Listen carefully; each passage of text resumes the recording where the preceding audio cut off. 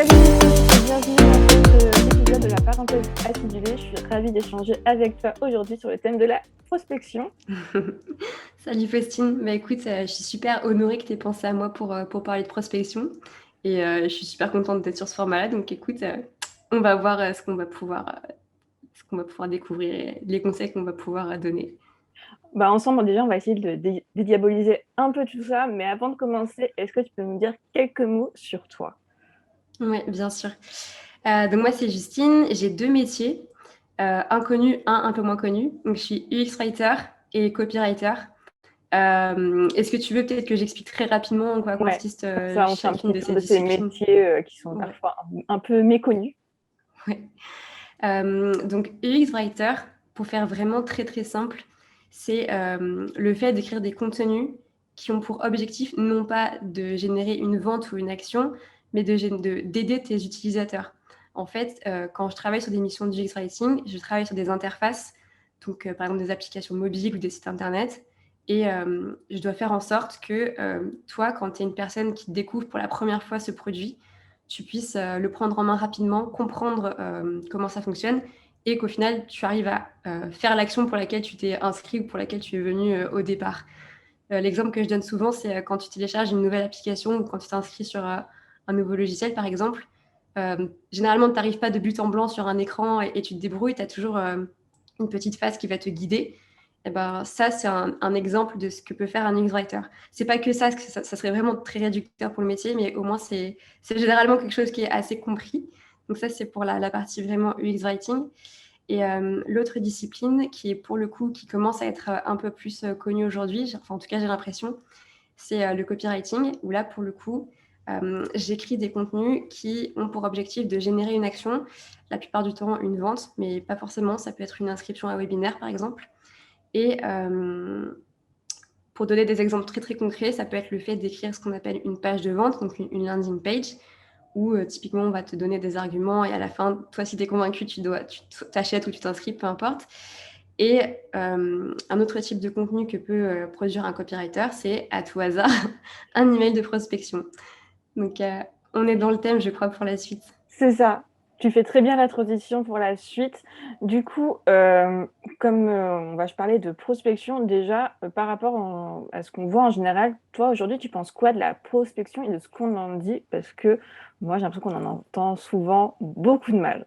Ouais, je partage un peu ton avis, mais je m'en étais pas forcément rendu compte avant. Mais en fait, comme toi, je suis pas mal active sur LinkedIn et c'est vrai que je vois, surtout ces derniers temps, pas mal de posts de personnes qui se plaignent un petit peu d'avoir leur messagerie inondée de messages de prospection qui sont pas toujours très bien ciblés ou pas forcément très bien écrits. Et je comprends que ça puisse agacer les gens. Maintenant, la prospection, ça.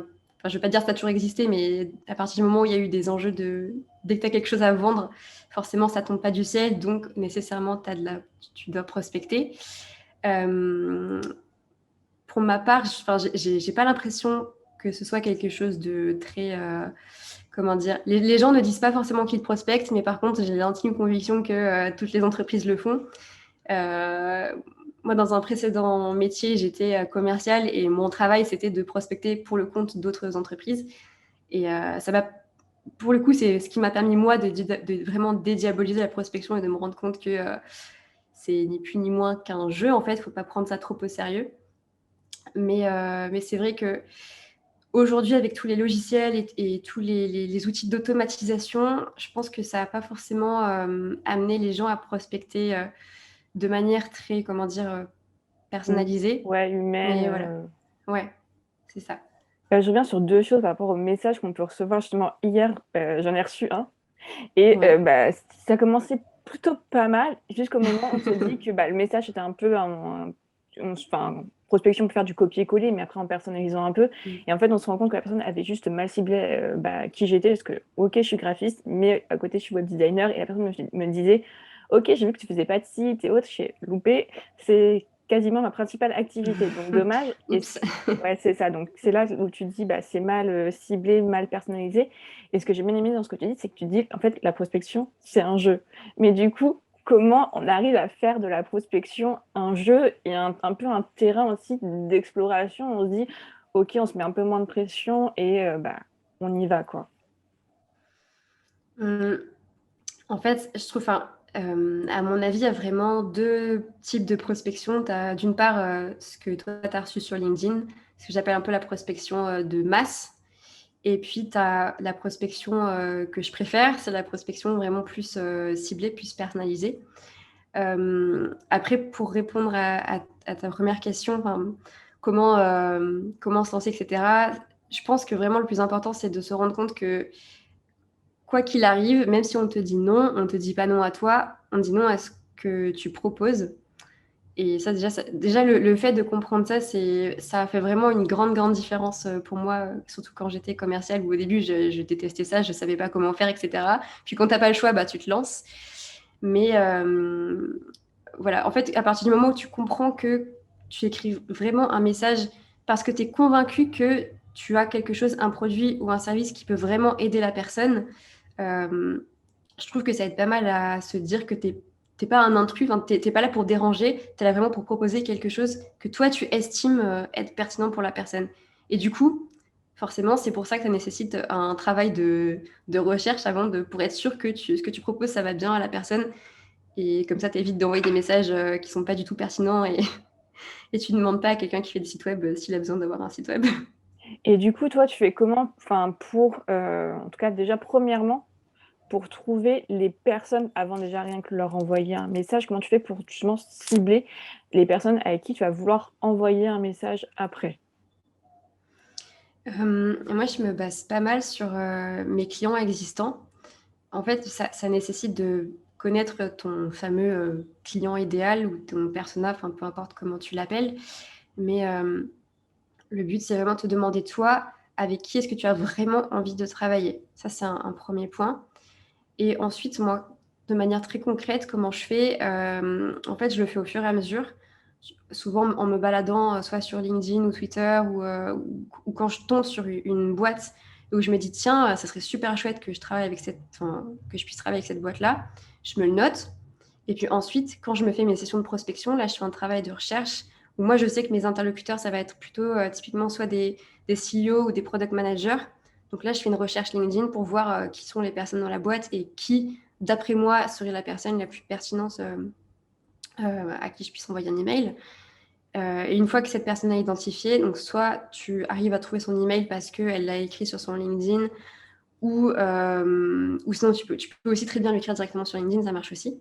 Sinon, tu as des outils aussi qui t'aident à trouver les emails des personnes. Voilà, il y en a pas mal. Pas toujours très pertinent, ça faut vraiment faire attention à ça aussi, mais cibler les bonnes personnes, en fait, pour moi, ça passe beaucoup par LinkedIn, qui est un outil, qui est vraiment l'outil idéal pour être sûr que tu t'adresses à la bonne personne dans l'entreprise. Ouais, finalement, LinkedIn, c'est aussi un allié. Après, selon aussi où tes clients sont, aller sur les réseaux où ils sont pour les découvrir et Oui. chercher pour après justement faire cette liste de personnes à contacter. Et du coup, ce qui était intéressant, c'est que tu disais, OK, je vois des personnes et là, je me dis, ça pourrait être des personnes avec qui j'ai envie de travailler ou je peux leur apporter quelque chose. Et c'est là aussi que ça peut faire la différence. C'est juste pas j'envoie à tout le monde parce que et on verra bien qui me répond. C'est vraiment ok, ces personnes-là en fait ça pourrait les intéresser et j'ai vraiment moi envie finalement de peut-être de collaborer avec eux. C'est pas juste un service, un projet, c'est aussi travailler cette envie. C'est ça. Après, je pense que ça dépend vraiment de ton activité, mais en ce qui me concerne, je sais que je ne peux pas proposer des services de copywriting à n'importe qui. Enfin, Mm. il faut que j'ai vraiment identifié qu'il y a potentiellement un besoin derrière, parce que sinon, encore une fois, tu te retrouves dans ce cliché de spammeur, et j'ai pas envie d'être identifiée comme ça, donc je préfère prendre le temps d'être certaine qu'il y a une opportunité, aussi mince soit-elle, mais qu'au moins je tombe pas à côté de la plaque. Ouais, et puis du coup, le revers aussi d'envoyer à tout le monde, c'est que des fois, tu peux peut-être avoir des clients finalement, mais qui soient pas forcément des personnes avec qui tu as envie de travailler et l'émission vont Mm. peut-être être longue. Là, c'est plus après ciblé sur de la prestation de service et pas un produit spécifique, je sais pas, l'impartition de formation ou autre. Mais là, c'est vraiment un travail main dans la main où là, ça peut être, enfin, le revers de la médaille peut être assez dur finalement quand tu te retrouves avec quelqu'un que tu te dis, bah non, en fait, j'aurais jamais dû travailler avec lui. Donc, c'est pour ça l'importance, Exactement. ouais, de bien cibler dès le départ. Exactement.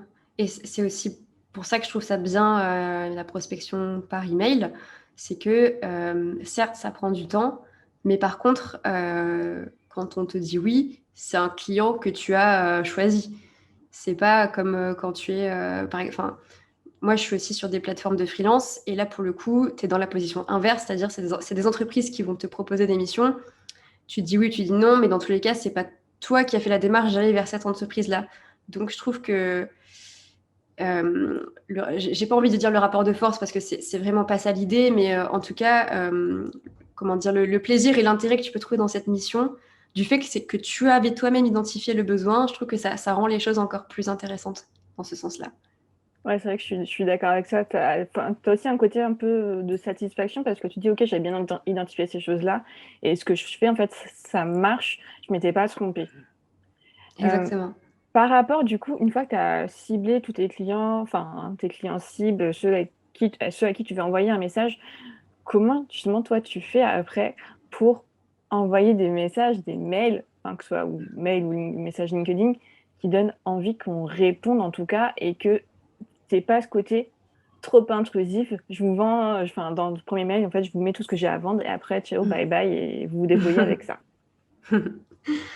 Ouais, bah, c'est exactement ce que tu viens de dire. Enfin, le but du jeu, c'est vraiment pas de faire un mail et de déballer toute ton offre de service.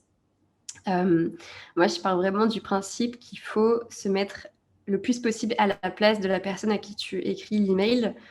Euh, Par exemple, si tu as identifié que ton persona, que ton interlocuteur, c'est par exemple un ou une DRH, tu sais que cette personne, elle reçoit potentiellement des centaines d'emails tous les jours et que du coup, ben, toi, tu veux vraiment faire la différence.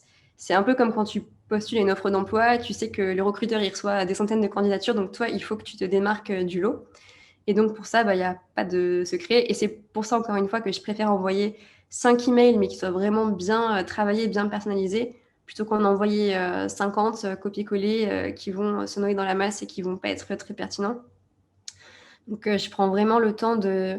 En fait, quand je fais mes séances de prospection, je me concentre, on va dire, sur allez, entre 3 et 5 entreprises maximum. Et je prends vraiment le temps d'aller faire des recherches pour avoir une accroche, quelque chose qui montre que vraiment je me suis intéressée sincèrement à l'entreprise. Si c'est une startup qui vient de faire une levée de fonds, je vais le mentionner dans l'email. Si c'est quelqu'un qui a publié récemment tel ou tel post sur LinkedIn, je peux rebondir dessus pour dire ah tiens, j'ai vu que tu avais écrit ça sur LinkedIn, ça m'a fait penser, enfin voilà, et tu t'embrayes ensuite.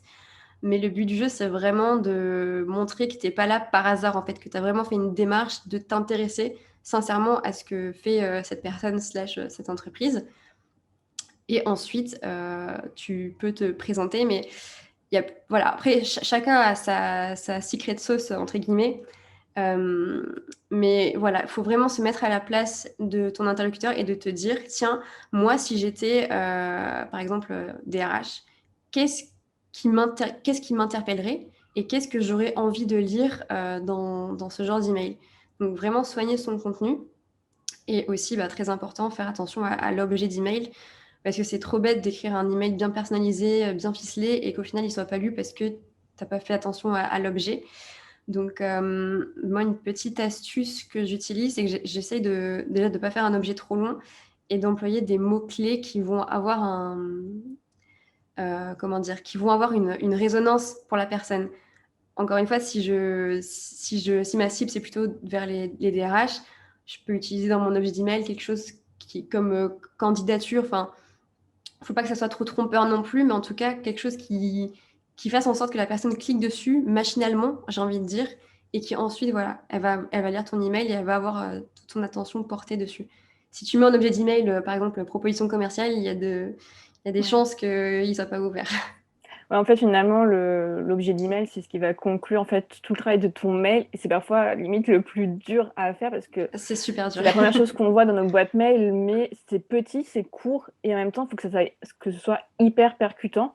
Ouais, Donc, vraiment pas facile. Et puis après, ouais, finalement, tu dis dans tes mails, faut vraiment s'intéresser à la personne, personnaliser et parler de lui, de son entreprise et pas forcément parler que de soi. Après, comme tu disais, chacun a sa méthode et il peut exister autant de méthodes que de personnes.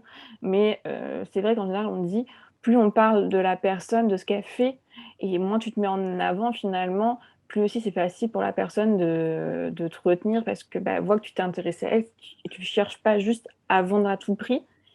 Et il y a un point en fait que je voulais, enfin, je sais pas si on a encore totalement vraiment parlé, mais finalement, même si on te répond non ou pas encore, si tu as fait un bon mail, OK, c'est un mail de prospection, même si tu as pas de oui tout de suite ou on dit plus tard, mais en fait, les personnes vont peut-être se rappeler de toi, en fait. ouais. Ouais, oui, ça, bah, ça m'arrive d'ailleurs, où, effectiv enfin, c'est même assez fréquent que des personnes effectivement puissent avoir, un besoin, mais c'est pas forcément le bon moment, ou, les budgets ont déjà été, débloqués pour cette année, donc, du coup forcément, bah, voilà, c'est pas le bon moment, ou il peut y avoir un milliard de raisons pour qu'on te dise, non. Mais par contre, c'est vrai que si tu as fait cet effort-là, ben, le jour où l'entreprise a besoin de ce type de service, il y a de très fortes chances qu'elle se souvienne de toi, et qu'elle te recontacte ultérieurement. Moi, ça m'est arrivé vraiment plein de fois, ça, de planter des petites graines comme ça et de voir des gens qui reviennent vers moi. J'avais complètement oublié que je les avais contactés, mais des mois plus tard. Donc, il faut aussi voir ça comme un investissement un peu sur le long terme. C'est un peu comme la création de contenu. T'as pas des résultats tout de suite, mais par contre, c'est à force d'en faire et de parler de ce que tu fais que les gens, au bout d'un moment, quand ils ont vraiment besoin de ce que tu fais, ils vont penser à toi parce que ils auront vu plein de fois sur les réseaux que tu fais telle ou telle chose. C'est un peu le même principe. Ouais, du coup, il faut garder en tête que tout ce qu'on fait, c'est vraiment pas perdu. Et c'est vrai que des fois, ça arrive que les personnes cherchent des gens, et des fois, elles recherchent juste dans leur boîte mail par mots-clés. Et là, tu ressors et des fois, tu reçois un appel, tu dis, ah bah, ok, pourquoi pas. T'oublies, mais en fait, c'est les bonnes surprises. Et c'est là que tu dis, bah, tout ce que tu as fait, c'est pas perdu. Même si on t'a dit non à un moment donné où c'était pas le moment, bah, si tu as plu, si tu as fait un bon travail à ce moment-là, ça peut en tout cas servir pour plus tard. Donc, c'est intéressant que tu dises, ouais, ce travail sur le long terme, c'est vraiment ce qui catégorise aussi la prospection par mail. Si c'est bien fait, ça prend du temps, mais ça peut marcher. Tout à l'heure, tu parlais aussi de sessions, toi, de prospection. Du coup, combien de temps tu y passes par semaine? Enfin, comment tu t'organises pour justement gérer tout Alors, ça? je suis vraiment pas un bon exemple. Parce que, bon, dans la théorie, enfin, idéalement, il faudrait le faire, je pense, peut-être une fois par semaine, mais dans les faits, je c'est pas, enfin, ça dépend vraiment en fait de la charge de travail que j'ai. Et enfin, en fait, je fais ce qu'il ne faut pas faire, c'est-à-dire que quand j'ai un agenda hyper chargé, je prends pas le temps de prospecter, et c'est quand je me rends compte qu'il faut remplir les mois suivants, que là, je me dis tiens, il faudrait peut-être que j'envoie des emails. Donc, quand je suis très assidue et quand je fais les choses correctement, ce que je fais, c'est que je me bloque généralement mon lundi après-midi euh, pour envoyer des emails. Moi, par exemple, ce que je fais, c'est que j'aime bien envoyer des vidéos, des très courtes vidéos où je vais, par exemple, si j'ai repéré une entreprise qui a besoin, admettons, d'après moi, de changer quelques petites choses sur une landing page, je vais faire une vidéo où je vais expliquer euh, comment moi je vois les choses et pourquoi, surtout très important, enfin, quel est le bénéfice de l'entreprise à changer telle ou telle chose. Mais voilà, après, je pense que pour chaque activité, on peut adapter ça. Pas forcément, enfin, c'est pas obligatoire de faire une vidéo, ça peut être plein de formats différents. Euh, j'ai perdu ta question, je suis désolée. Bah, du coup, toi, quand tu Oui, t'organises pour les... Ouais. comment, comment je m'organise. Donc ça, en général, je me fais une session où je vais enregistrer toutes mes vidéos, mettons le lundi après-midi. Et puis, soit je fais les envois le mardi matin, ou en général, voilà, j'essaie de rassembler un peu tout ça. Et pour ne jamais en fait manquer d'idées, parce qu'en fait finalement ce qui prend du temps, c'est pas forcément dans mon cas par exemple, de filmer des vidéos. Ce qui me prend du temps, c'est vraiment de chercher les entreprises en question. Donc ce que j'essaie de faire, c'est de les noter au fur et à mesure. Euh, Dans ma semaine, si je suis sur LinkedIn et que je vois un post ou une entreprise où je me dis tiens, ça c'est intéressant, je me le note dans un coin. Et comme ça, quand c'est l'heure de faire la prospection, là je sais que je les ai notés quelque part et que je vais pouvoir aller creuser un petit peu plus et faire ce travail-là. Mais voilà, bon, dans l'idéal, je pense qu'il faudrait y consacrer au moins une session par semaine. En ce moment, je le fais pas et pourtant, il faudrait que... Enfin, je pense que c'est une habitude à prendre en fait. Ouais, Mais du voilà, je coup, suis pas après, la meilleure. définir son rythme, aussi définir le nombre de personnes qui t'envoient par semaine. Après, on peut commencer un peu plus petit et avec l'habitude, ça peut devenir plus facile. Toi, tu as testé avant ça différentes méthodes. Là, tu t'es basé, si je comprends bien, plus sur avec les vidéos et autres, mais tu as testé différentes méthodes de mail avant de trouver cette méthode qui te convient et qui te parle. Parce que, comme on dit, il y a plein de méthodes différentes. Et après, il faut aussi trouver celle qui nous convient également, celle avec laquelle on est à l'aise. Tout le monde ne sera pas à l'aise avec la vidéo. Toi, tu as un peu exploré avant. Oui, parce que j'ai pas toujours fait des vidéos. Et d'ailleurs, ça m'arrive de pas en faire, hein, parce que des fois, j'ai la flemme comme tout le monde. Mais j'ai plutôt testé plusieurs façons de formuler mes emails différentes. Après, dans la méthode, ça reste quand même, mine de rien, toujours un petit peu la même chose. Enfin, en tout cas, dans ce que moi j'ai fait, il y a vraiment toujours cette partie de recherche sur ma cible, avec forcément recherche d'un prétexte, entre guillemets, pour quelque chose qui justifie mon mail. Et ensuite, le corps de l'email, ça dépend. Donc, soit c'est une vidéo, soit c'est une capture d'écran, soit si vraiment, ça dépend des situations, mais si j'ai lu un article qui me fait vraiment penser à cette entreprise-là et que je pense que cet article il est pertinent pour cette entreprise, je peux lui envoyer par mail. Ça peut aussi faire un prétexte pour entrer en contact. Mais voilà, ça dépend. Après, j'ai pas testé non plus énormément de choses. Mais voilà, après, ça prend du temps de trouver quelque chose qui nous convienne. Mais voilà, une fois qu'on a trouvé quelque chose qui marche, bon, a priori, tu peux rester dans cette direction. C'est ça. Mais avant, du coup, il faut tester un peu, explorer pour voir vraiment ce qui peut marcher. Et du coup, ne pas avoir peur de se lancer finalement. Ah non, enfin, oui, c'est facile dit comme ça, mais oui, enfin, je sais que ça fait très peur. Parce qu'on a peur de donner une mauvaise image de nous, ou on a peur de se prendre des refus. Mais enfin, comme on le disait tout à l'heure, en fait, une fois que tu as compris que c'est pas à toi qu'on dit non, que c'est juste à ce que tu proposes, ben, enfin, ça permet vraiment de dédramatiser. Et puis après, ça dépend aussi de comment est-ce que d'où viennent tes clients, quels sont tes canaux d'acquisition de prédilection. Mais dans le cas où tu es fortement dépendant de la prospection pour signer des devis, ben, au bout d'un moment, tu te dis, bah, il n'y a pas le choix, donc j'ai pas le choix que de m'y mettre. Et c'est vraiment en pratiquant que tu te rends compte que c'est pas si terrible, que c'est OK de se prendre des noms, que c'est OK de se prendre des vents, que c'est OK, enfin, et que des fois, tu te prends, enfin, des fois, les personnes sont tout de suite d'accord pour travailler avec toi. Enfin, vraiment, même si c'est un oui sur 10 non, bah, au moins, tu as une mission. Et puis, plus tu pratiques, plus tu arrives à trouver les façons d'écrire un mail qui vont être plus efficaces. Le but du jeu aussi, c'est de trouver des formulations, enfin des façons de faire qui soient à la fois personnalisables, mais que à la fois tu puisses répliquer pour ne pas non plus que ça te prenne trop de temps, parce que bon, c'est Ouais. bien de prospecter, mais il ne faut pas non plus que ça devienne ta tâche prioritaire de la semaine. Et puis du coup, j'allais dire, pour enlever un peu cette peur, il y a, je pense aussi deux moyens, c'est que tu peux faire au départ relire tes mails à d'autres personnes, peut-être de Ouais. secteur extérieur qui vont donner leur avis, surtout si tu es freelance. Au moins, tu as d'autres retours, ils vont te dire, bah, améliore ça, toi, qu'est-ce que tu en penses si tu reçois ça dans ta boîte mail? Ils vont te dire oui, non. Et ça permet déjà de faire un certain travail.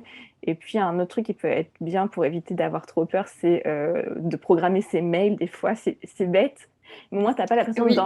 j'envoie pas, c'est programmé, tu oublies, et après, des fois, tu reçois une réponse, tu dis, ah oui, c'est vrai, j'avais envoyé ça. C'est bête, mais des fois, ça peut marcher pour essayer un peu de se calmer, on va dire, sur cette peur qu'on a à chaque fois. Non, mais c'est trop, trop bonne astuce, ça, c'est vrai. Et Ok. du coup, pour terminer, pour toi, c'est quoi le conseil ou les conseils que tu donnerais à quelqu'un justement qui veut se lancer ou les choses vraiment à ne pas faire dans un mail de prospection? On en a déjà un peu parlé, mais si on devait résumer en fait cet épisode. Alors, pour résumer, de mon point de vue, encore une fois, ça n'engage que moi, je dirais ce qu'il ne faut pas faire, c'est de faire des copier-coller et de vouloir vendre à tout prix dans le premier mail. En tout cas, moi, le premier mail, je le vois vraiment comme un prétexte pour entrer en contact avec la personne et pour avoir un premier échange.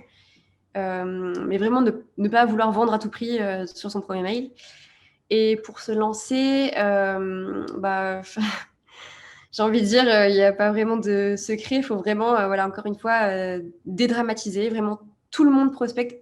Pas grand monde l'avoue, mais tout le monde le fait, vraiment. Tout le monde envoie des mails de prospection. Tout le monde se prend des vents, c'est pas grave. Ça fait partie du jeu. Les entreprises ne vont pas vous détester parce que vous envoyez un mail. Ça fait partie voilà, du monde de l'entreprise. On est habitué à ça.